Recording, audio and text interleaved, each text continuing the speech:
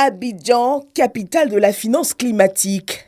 Ce mercredi, en présence du Premier ministre Patrick Achi, plus de 600 banques publiques de développement du monde entier sont réunies pour renforcer la transition verte et juste pour une relance durable. Les réflexions ouvertes pour 48 heures permettront d'aborder l'importance du financement en commun pour faire face aux défis de l'heure. C'est tout l'objet central, essentiel, vital de ce sommet, qui ne doit pas être un sommet de plus, un sommet vague, un sommet de paroles et de promesses, mais un sommet d'engagement, un sommet d'actes, un sommet de courage et d'audace.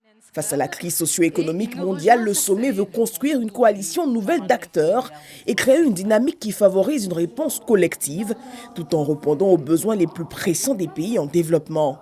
Je voudrais souhaiter que les conclusions de ces assises renforcent davantage le processus de développement de notre continent, celui de la Côte d'Ivoire en particulier, en accélérant la mise en œuvre des actions de transformation économique et sociale initiées par le gouvernement de son Excellence M. Patrick Achi, Premier ministre.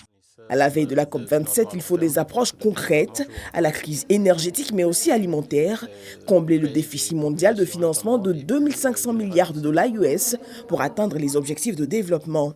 Notre objectif est de nous mettre ensemble, de construire ensemble et de financer ensemble. Une approche soutenue par le Premier ministre ivoirien qui insiste sur le soutien à apporter au secteur privé, fer de lance de tout développement. L'invention en Afrique des nouveaux modèles de transition, la réussite de l'inclusion sociale, celle notamment de nos femmes et de nos jeunes, viendra principalement des acteurs privés, véritables créateurs de richesses et d'emplois.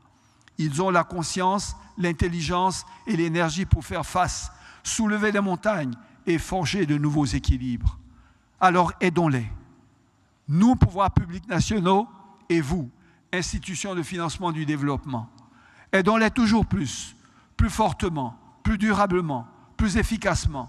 C'est ainsi que nous gagnerons ce combat pour le climat et le développement inclusif que nous n'avons tout simplement pas le droit de perdre. Après les rencontres de Rome et Paris, Abidjan est la toute première capitale africaine à accueillir l'événement. Patrick Achi n'a pas manqué de dire sa gratitude pour le choix d'Abidjan durant ces 48 heures, capitale mondiale de la finance climatique.